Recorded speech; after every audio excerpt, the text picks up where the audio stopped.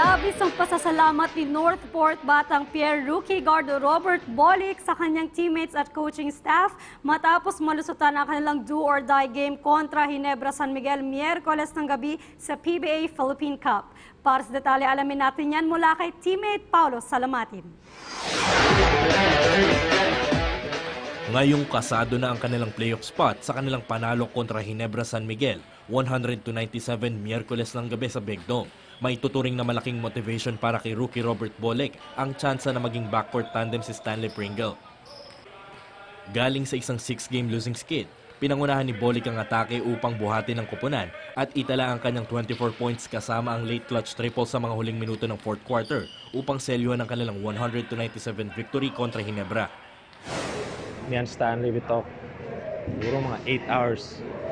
Puro basketball ang pinag-usapan namin about sa team. Siya lang talaga yung look up ko eh.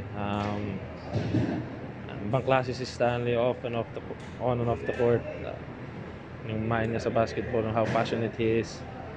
Doon ko nakukuha lahat ng ano ko. Sabi ko, sige, Wednesday, pakita ko sa kanya na deserving naman ako na ka-backcourt ko siya o lahat ng laro ko from now on dahil kay Stanley. Sinabi naman ni Bolick na isa rin sa naging motivation niya ay si head coach Pido Harencio dahil sa pagbibigay sa kanya ng panahon sa kabila ng kanyang roller coaster performance. Every game from now on, gagawin ko lahat para sa team, para kay Coach Pido. Araw-araw kinakausap ko ni Coach Pido. Napakaswerte ko na binibigyan niya ako ng minutes, kahit on and off yung laro ko. Napakaswerte ko na may coach na ganun.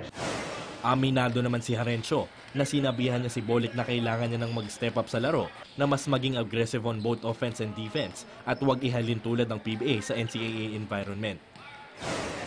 Kundi sinabi ko naman sa kanya Robert, kailangan maging aggressive ka na. Both offense and defense. Kasi medyo nagre-relax ka eh. Sabi ko sa kanya, this is not NCAA. Sabi ko, PBA to. Kailangan makipagpalitan ka ng mukha rito. Yun. Huwag ka matakot. Gwapo ko naman eh. Kaya okay lang kahit makipagpalitan ka. Ako. Matapos ang kanilang panalo, may nais namang iparating si Harencio sa buong fans ng Batang Pier. We're back in business. Kahit paano? We're in the quarters, no? Paulo Salamatin, PTV Sports.